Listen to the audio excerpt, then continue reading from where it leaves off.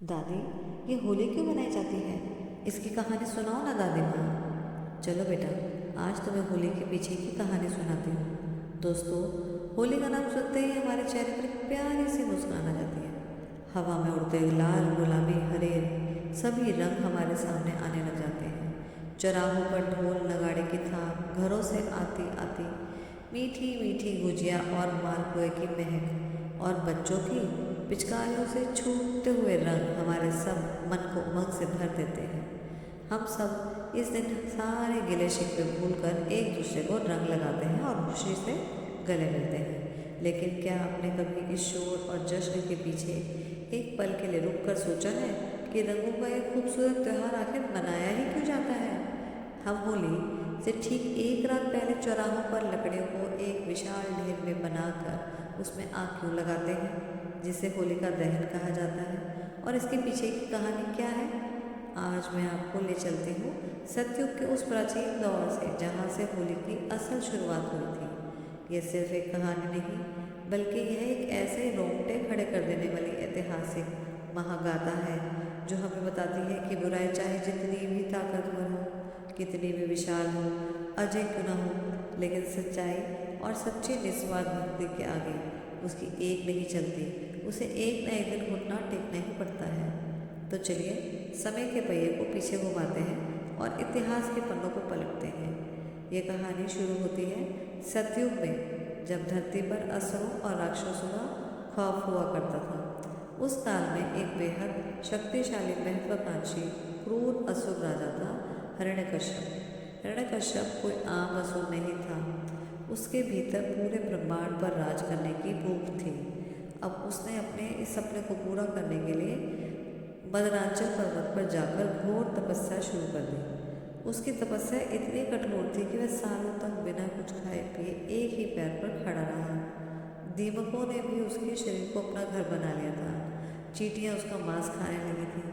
उसके शरीर से निकलने वाली तपस्या की आग से तीनों लोग जलने लगे।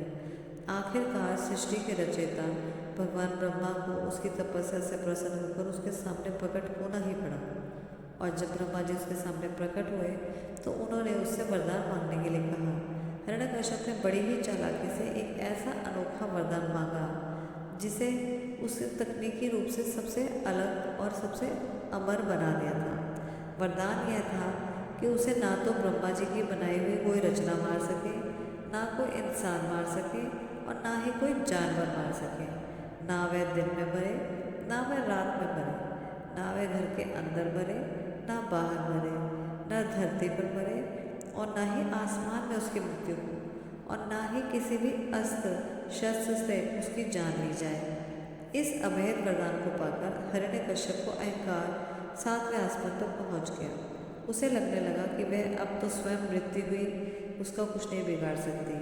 वरदान मिलते ही उसने स्वर्ग पर आक्रमण कर दिया, देवताओं को हरा दिया, देवराज इंद्र का सिंहासन भी छीन लिया और वह खुद को तीनों लोगों का भगवान मानने लगा। हिरण्यकश्यप बोले, अब इस पूरे ब्रह्मांड में उससे अधिक शक्तिशाली कोई बलवान नहीं है। देव, दानव, यक्ष, गंधर्व सभी मेरे चरणों की धूल हैं। मैंने मृत्यु को अपने अधीन कर लिया है। मृत्यु अब मेरी गुलाम है। आज से मेरे राज्य में मेरे इन तीनों लोगों का कोई भी विष्णु की पूजा नहीं करेगा। विष्णु मेरा सबसे बड़ा शत्रु है, जिसने छल से मेरे भाई हिरण्याक्ष का वध किया था। जो भी भूल से विष्णु का नाम लेगा उसकी जीभ को काट दिया जाएगा। आज से पूरे संसार का केवल एक ही ईश्वर है, एक ही पालनहार है, एक ही भगवान है और वह मैं हूँ, सर्वशक्तिमान हिरण्यकश्यप। हर मंदिर में केवल मेरी ही मूर्ति स्थापित होगी, मेरी ही आरती उतारी जाएगी। सभी प्रजा केवल मेरी ही पूजा करेगी, मेरी ही वंदना करेगी। जो मेरी आज्ञा का उल्लंघन करेगा उसे मृत्यु से भी भयानक दंड दिया जाएगा। हिरण्यकश्यप के इस खौफनाक आदेश और डर से पूरा राज्य में हाहाकार मच गया। डर के मारे लोग भगवान विष्णु का नाम लेना भूल गए और विवश होकर हिरण्यकश्यप की पूजा करने लगे। धरती पर चारों तरफ अधर्म और अन्याय का अंधेरा छा गया। लेकिन कहते हैं ना कि जब अंधेरा सबसे घना होता है तभी सवेरा होता है। नियति का खेल देखिए, उसी अहंकारी और क्रूर क्रूर राजा के घर में, उसी के महल में एक ऐसे बालक ने जन्म लिया जो जन्म से ही भगवान विष्णु का परम भक्त था। उस बालक का नाम था प्रहलाद। प्रहलाद अपनी माता कयाधु के गर्भ में था। तभी देवऋषि नारद ने उन्हें भगवान विष्णु की महिमा और भक्ति का ज्ञान दिया था। इसलिए प्रहलाद बचपन से ही शांत, दयालु और भगवान विष्णु की भक्ति में पूरी तरह लीन रहने वाला बालक था। उसे राक्षसों वाले खेल पसंद ही नहीं थे। वह तो बस आंखें बंद करके नारायण नारायण जपता रहता था। जब हिरण्यकश्यप को अपने गुप्तचरों से ये पता चला कि उसका अपना सगा बेटा उसके खून सबसे बड़ा दुश्मन है, उसका अपना खुद का खून ही सबसे बड़े अपने दुश्मन विष्णु जी का नाम जपता है, तो वह क्रोध में भड़क उठा। उसे लगा कि यह उसके लिए बहुत बड़ा अपमान है। एक दिन हिरण्यकश्यप ने प्रहलाद को अपने प्यार से अपनी गोद में बिठाया और पूछा, पुत्र, तुम्हें इस संसार में सबसे अच्छी विद्या कौन सी लगती है? तो प्रहलाद ने मासूमियत से जवाब दिया कि पिताश्री, जो लोग संसार में झूठे मोह माया को छोड़कर भगवान श्री हरि की शरण में चले जाते हैं, वही सबसे श्रेष्ठ है और मुझे वही सबसे ज़्यादा अच्छा लगता है और वही विद्या मुझे सबसे ज़्यादा पसंद है। ये सुनते ही हिरण्यकश्यप ने प्रहलाद को झटके से गोद से नीचे उतार कर फेंक दिया। उसने प्रहलाद को कई बार समझाने की कोशिश करी, उसे डराया, धमकाया। गुरुओं ने भी उसे राक्षसी विद्या पढ़ने को कहा, लेकिन प्रहलाद की भक्ति अडिग थी। हिरण्यकश्यप बोले, प्रहलाद मेरा पुत्र होकर, मेरा ही खून होकर मुझे कायर विष्णु का नाम मेरे आगे लेता है, उसका नाम जपता है। जिस विष्णु ने धोखे से तुम्हारे चाचा हिरण्याक्ष का वध किया था, तुम उसी हत्यारे का गुण गाते हो।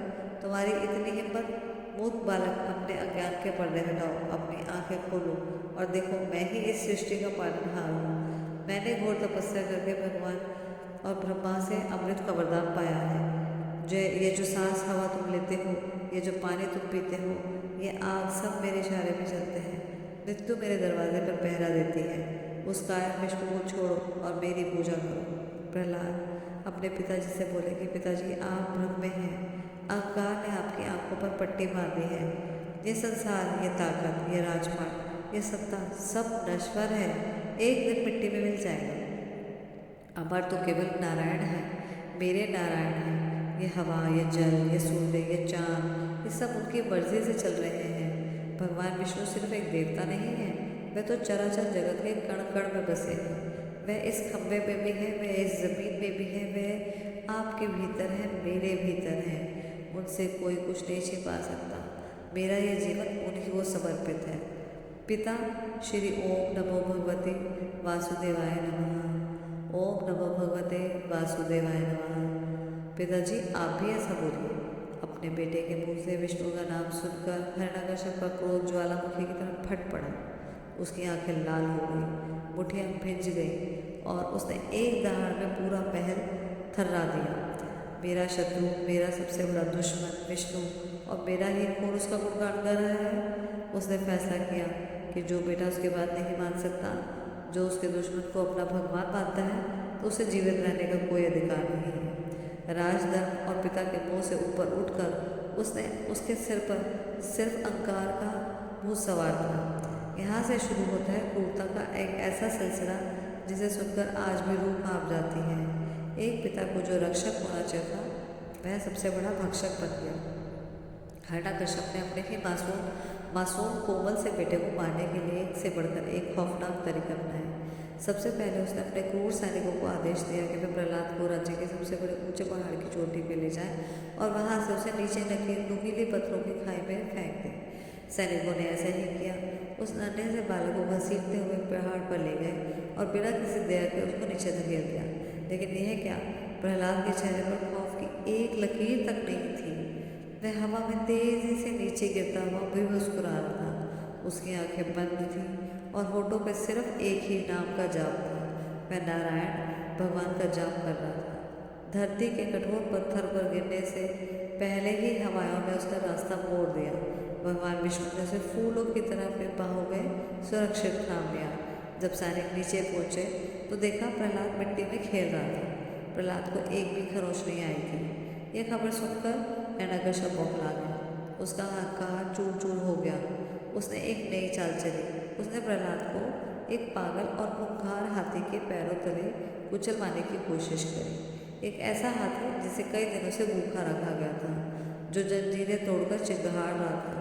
जब उस विशाल जानवर को प्रहलाद की तरफ छोड़ा गया तो देखने वालों की सांसें अटक गईं और जमीन कांपने लगी। लेकिन हाथी प्रहलाद के पास आते ही शांत हो गया। प्रहलाद के तेज और भक्ति ने उस जानवर को एक क्रोध को भी हर लिया था और उसे अपनी तरफ बुलाकर प्रहलाद के चरण स्पर्श किए। हिरण्यकश्यप का पागलपन अब अपनी सीमा पार कर चुका था। इसके बाद प्रहलाद को भूखे से जहरीले सांपों के बीच एक अंधेरी कोठरी में छोड़ दिया गया। एक ऐसी जगह जहाँ एक दंश भी अगर कोई मिल जाए या किसी को लग जाए तो उसके लिए वो जान लेने के लिए काफ़ी था। मगर वह सांप जो काल का रूप थे, वे भी प्रहलाद के लिए एक रक्षक बनकर उसके चारों तरफ बैठ गए, मानो शेष नाग स्वयं उसकी रक्षा कर रहे हों। तब इस पर भी बात नहीं बनी तो प्रहलाद को जहर दिया गया, एक ऐसा हलाहल जहर जिसका रंग देखकर भी इंसान दम तोड़ गए। लेकिन विष्णु जी की कृपा से वह जहर प्रहलाद के गले के नीचे उतरते ही अमृत बन गया। अब हिरण्यकश्यप हार मान चुका था। उसका सारा गरुड़ मिट्टी में मिल गया था। उसे समझ नहीं आ रहा था कि उसे छोटे से बालक को कैसे मारा जाए। उसके पास कोई ऐसा अस्त्र या शस्त्र भी नहीं बचा था तो जो प्रहलाद का बाल भी बांका कर सके। अब सारे हथकंडे फैले हो गए। तब हताश हिरण्यकश्यप ने अपनी बहन होलिका को बुलाया। होलिका कोई साधारण स्त्री नहीं थी, उसके पास एक रहस्यमय शक्ति थी। भगवान ब्रह्मा ने उसकी तपस्या से प्रसन्न होकर उसे एक विशेष चुनरी दी थी, जिसे वो पहनकर अगर बैठे कहीं पर भी तो होलिका वह उसे ओढ़कर उसे आग नहीं जला सकती थी अगर वह आग में बैठ जाए तो, और आग की भयानक लपटें उसका बाल भी बांका नहीं कर सकती थी। आग उसे जला नहीं सकती थी। भरे दरबार में हिरण्यकश्यप बोले, होलिका मेरी बहन, आज तुम्हारे भाई की प्रतिष्ठा दांव पर लगी है। ये कुल कलंक प्रहलाद मेरे किसी भी अस्त्र से नहीं मर रहा। मैं थक चुका हूँ। कोई अदृश्य शक्ति हर बार इसकी रक्षा कर रही है। अब सिर्फ तुम ही मेरी मदद कर सकते हो। तुम्हारे पास ब्रह्मा जी के द्वारा दी गई वह चमत्कारी चुनरी है। उस चुनरी को ओढ़कर प्रहलाद को अपने गोद में लेकर चिता पर बैठ जाओ और उसे जलाकर भस्म कर देगी और तुम सुरक्षित बाहर आ जाओगे। होलिका अपने वरदान के अहंकार में अंधी हो चुकी थी। होलिका बोली, आप तनिक भी चिंता न करें भ्राताश्री, कल फागुन मास की पूर्णिमा है। कल ही इस बालक का अंत होगा। यह मूर्ख बच्चा मेरे पास आकर बड़े प्यार से बैठ जाएगा। मैं उस दिव्य चुनरी को ओढ़ लूँगी। जैसे ही सैनिक चिता में आग लगाएंगे, आग की लपटें इस विष्णु व भक्त को पल भर में राख कर देंगे। आपके पार का कांटा हमेशा के लिए दूर हो जाएगा। अगले दिन सूरज निकलते ही राज्य के बीच लकड़ियों का एक विशाल सा पहाड़ पर खड़ा कर दिया गया। पूरी प्रजा डरी हुई सहमी हुई भयानक दृश्य को देख रही थी। हर आंख में आंसू था। होलिका बड़े घमंड के साथ उस चिता में चढ़ी। उसने ब्रह्मा जी की दी हुई वह चमत्कारी चुनरी ओढ़ ली और छोटे से प्रहलाद को बड़े ही मीठे और मगर कपटी स्वर से प्यार से पुकारा और उसे अपनी गोद में बिठा लिया। प्रहलाद के चेहरे पर रत्ती भर भी डर नहीं था। ना वह रोया, ना उसने बचने की कोशिश करी। उसने आंखें बंद कर ली और उसके होठों पर सिर्फ एक ही नाम था, श्री हरि। तभी सैनिकों ने चिता में आग लगा दी। सूखी लकड़ियों ने तुरंत आग पकड़ ली और कुछ ही पलों में आग की लपटें आसमान को छूने लगी। गर्मी इतनी भयंकर थी कि दूर खड़े लोग भी पीछे हटने लगे। पूरी प्रजा हाहाकार करने लगी। हिरण्यकश्यप अपने ऊंचे सिंहासन पर बैठकर जोर जोर से पागलों की तरह हंस रहा था कि आखिरकार उसका दुश्मन जल रहा है। लेकिन तभी भी प्रकृति ने एक भयंकर करवट ली। जिस आसमान से अभी तेज धूप थी, वही अचानक काले बादल घेर गए और एक बेहद तेज तूफानी आंधी चलने लगी। हवा का झोंका इतना तेज और अचूक था कि होलिका जो अपनी जीत पर मुस्कुरा रही थी, उसके शरीर पर लिपटी हुई वह चमत्कारी चुनरी उड़ गई। होलिका डर के मारे चीखने लगी, बचाओ भ्राताश्री, मुझे बचाओ। वो चुनरी हवा में लहराकर उड़ती हुई सीधे नन्हे प्रहलाद के ऊपर जा गिरी और उसे पूरी तरह से ढक दिया। आग की भयंकर लपटों से पलक झपकते ही होलिका को अपने आगोश में ले लिया और जो आग प्रहलाद को छू भी नहीं पा रही थी, उसी आग ने होलिका को घेर लिया।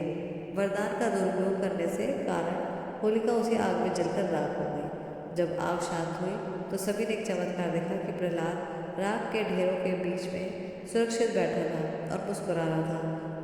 उसे आग की एक लपट से भी कुछ नहीं हुआ था। धुएं के छटते ही पूरे मैदान में जैसे सन्नाटा छा गया।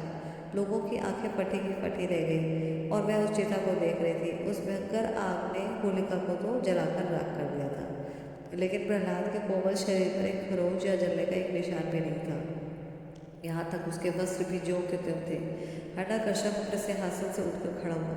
उसके होंठ काँप रहे थे और आंखों पे विश्वास नहीं हो रहा था। होलिका का अहंकार और उसका वरदान दोनों उसी आग में जलकर भस्म हो गए थे, जबकि प्रहलाद की निस्वार्थ भक्ति ने उसे बचा लिया था। यह सिर्फ एक बालक के बचने की घटना नहीं, बल्कि यह इस दुनिया को दिखाने का प्रमाण है कि सत्य को कितनी भी उसके ऊपर आँच ना आ जाए, वह कभी नहीं जलता है। इस घटना को याद करके हम बुराई पर अच्छाई कि इस महाविजय का जश्न मनाने के लिए आज भी हर साल फागुन पूर्णिमा की रात को एक विशाल आग जलाते हैं, जिसे हम होलिका दहन कहते हैं। यह पवित्र आग हमें केवल एक पुरानी कथा की याद नहीं दिलाती, बल्कि एक बहुत बड़ा संदेश देती है। यह आग हमें याद दिलाती है कि चाहे दुनिया कितनी भी ताकतवर बुराई हमारे सामने क्यों ना खड़ी हो, चाहे हमारे चारों ओर कितनी भी नकारात्मकता क्यों ना हो, अगर हमारी नीयत साफ है, हमारा विश्वास पक्का है, तो जीत हमारी ही होगी, सच्चाई की ही होगी। होलिका दहन के दिन सिर्फ लकड़ियों को नहीं जलाते हैं, बल्कि अपने अंदर छिपे अहंकार, ईर्ष्या, बुराइयों को भी जलाकर राख कर देते हैं।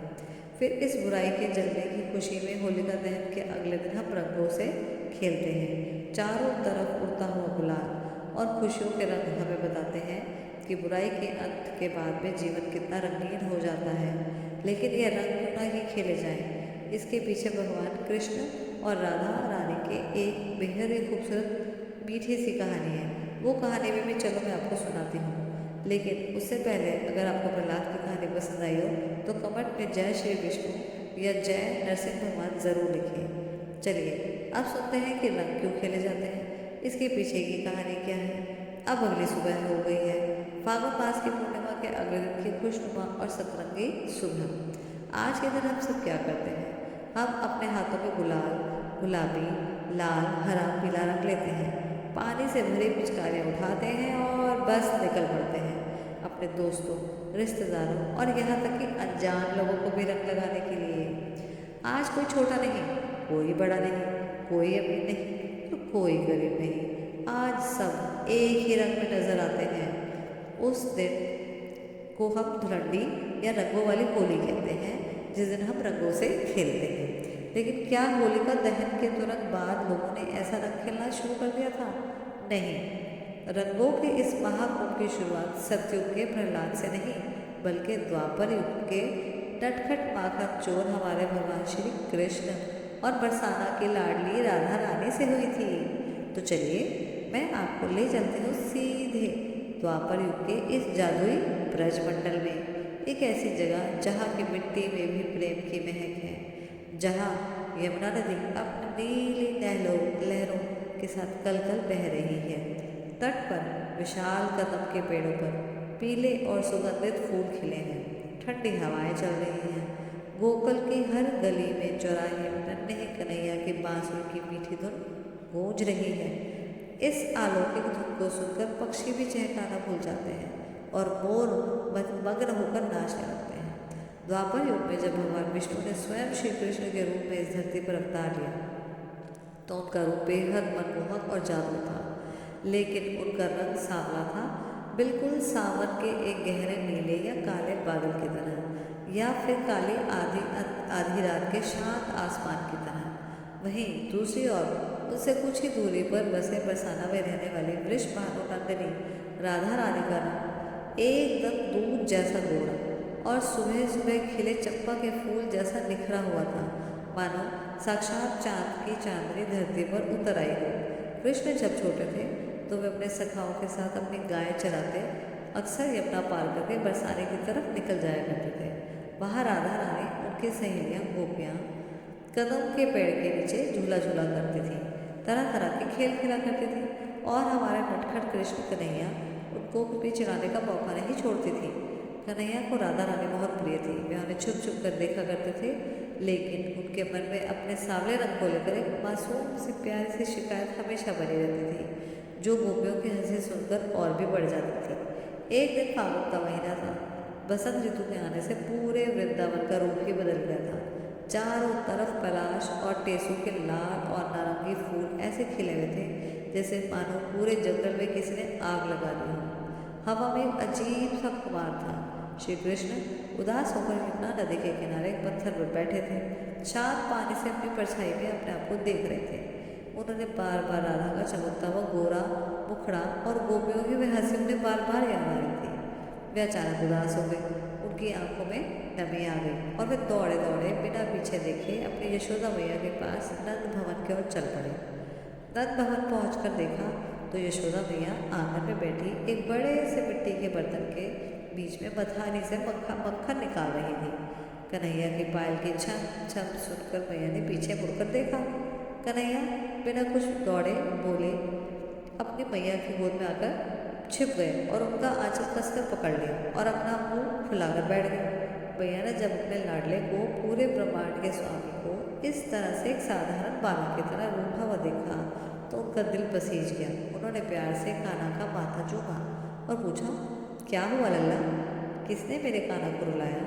कृष्ण अपनी बड़ी बड़ी आंखों से आंसू भरकर मासूमियत से बोले, मैया तू मुझे आज सच सच बता, तू इतनी गोरी है, नंद बाबा भी इतने गोरे हैं, बलराम दाऊ भी एकदम सफेद है, और वो बरसाने वाली है वृषभानु की बेटी राधा, वो तो एकदम चंपा के फूल जैसी गोरी है।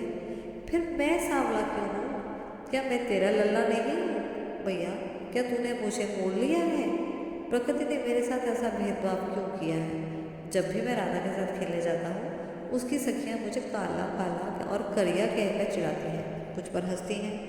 मुझे नहीं जाना बस बरसाने, मुझे नहीं जाना उनके पास खेलने।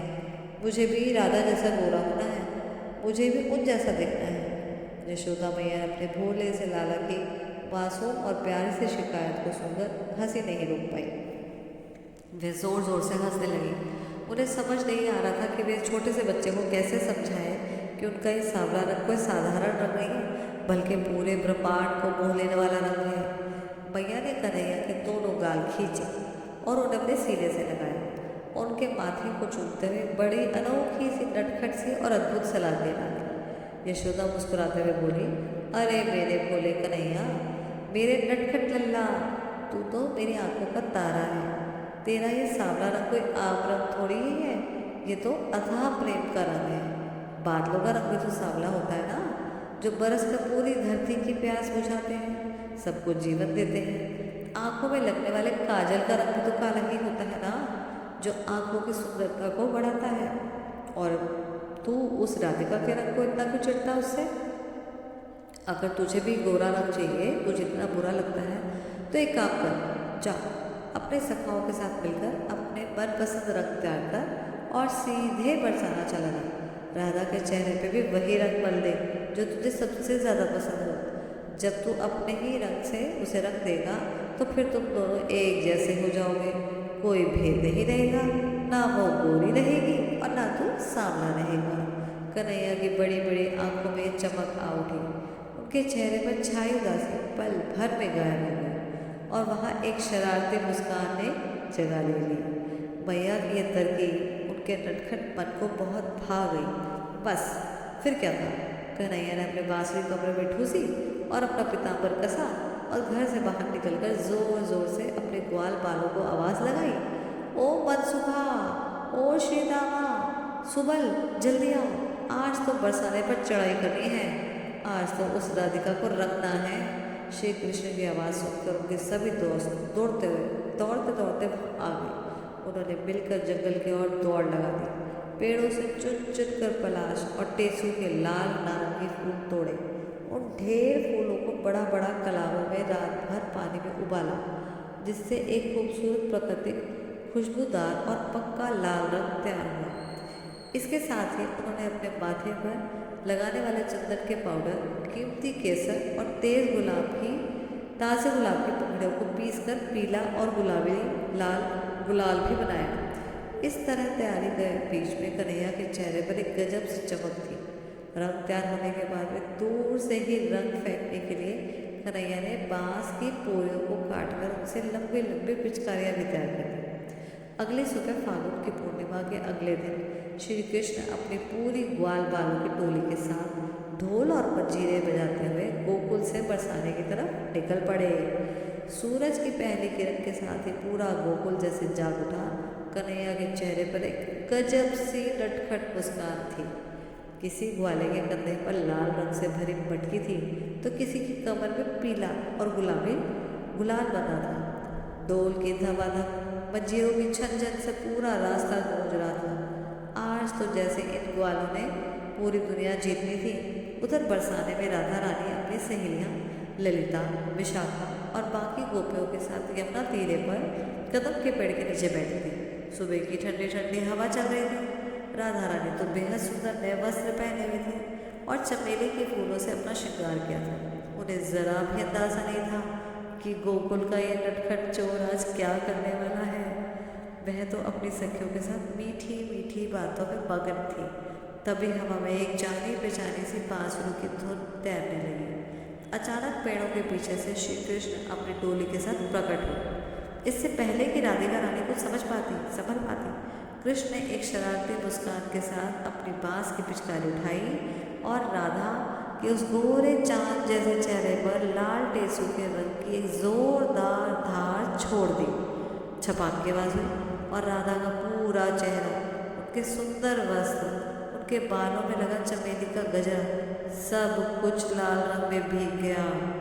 कृष्ण के इशारे पर उनके सखाओं ने भी अपनी अपनी मटकियाँ खोल दी और गोपियों पर गुलाल उड़ाना शुरू कर दिया। देखते ही देखते आसमान लाल, पीले, गुलाबी बादलों से भर गया, मानो आसमान में एक साथ कई इंद्रधनुष उतर आए हों। राधा रानी पहले तो एकदम अवाक रह गई। फिर जब उन्होंने कन्हैया को जोर जोर से हंसते हुए चिढ़ाते हुए देखा तो उनका भी नटखटपन जाग उठा। राधा अपने भीगे हुए दुपट्टे को झटकते हुए बोली, अरे कान्हा, ये क्या उद्यम है? मेरे इन सुंदर नए वस्त्रों को तुमने लाल पीला कर दिया और ये मेरे गालों को क्या कर दिया? गालों पर भी मल दिया। मेरी आंखों में रंग जा रहा है। तू खुद तो सांवला है और अब मुझे भी अपने जैसा बना दे। ठहर जा नटखट पाखंड चोर, आज मैं तुम्हें जैसे नहीं छोड़ूंगी। ललिता, विशाखा, जल्दी आओ, आज इस गोकुल वाले को हम अपने मनपसंद रंग से रंग देंगे। उठाओ रंग, और कोई भी ग्वाला आज यहाँ से बिना रंगे वापस नहीं जाना चाहिए। आज इन्हें भी पता चले कि बरसाना की गोपियाँ किसी से कम नहीं हैं।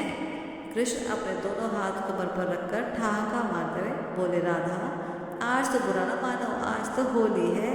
मैया ने ही कहा है, तेरा घमंड तोड़ने के लिए मैंने तुझे अपने ही रंग में रख दिया है।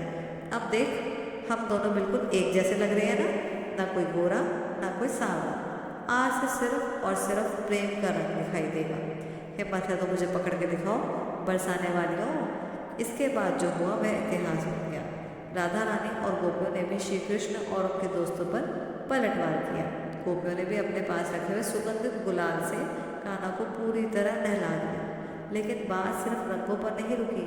गोपियों ने तो रंग ही सिर्फ डाला। कृष्ण और उनके दोस्तों को मज़ा जगाने के लिए प्रेम से उन पर रंग, समाज के सारे भेदभाव मिटाकर अपने सामने अपने ही एक समान बना दिया। यशोदा मैया के छोटे से सुझाव और कन्हैया की इस प्यारी सी शरारत ने हमें दुनिया का सबसे खूबसूरत और जीवंत त्योहार दे दिया, हमारी प्यारी होली। तो इस बार जब आप होली खेलें तो सिर्फ किसी के गालों पर रंग ना लगाएं, बल्कि अपने दिलों से सारे भेदभाव, सारी कड़वाहट, सारे गिले शिकवे उसी रंग में घोलकर हमेशा के लिए मिटा दें। किसी रूठे हुए को मना लें, किसी अजनबी को अपना बना लें, क्योंकि जब दिल के तार जुड़ते हैं तभी होली का असली रंग निखर कर आता है। यही है होली का असली मतलब। आप सभी को रंगों और प्रेम के इस महापर्व की बहुत बहुत शुभकामनाएं। हैप्पी होली। अगर आपको ये कहानी पसंद आई हो तो इस वीडियो को लाइक करें और अपने दोस्तों के साथ शेयर करें और कमेंट्स में राधे राधे या जय श्री कृष्ण ज़रूर लिखें। मिलते हैं अगले वीडियो में। राधे राधे।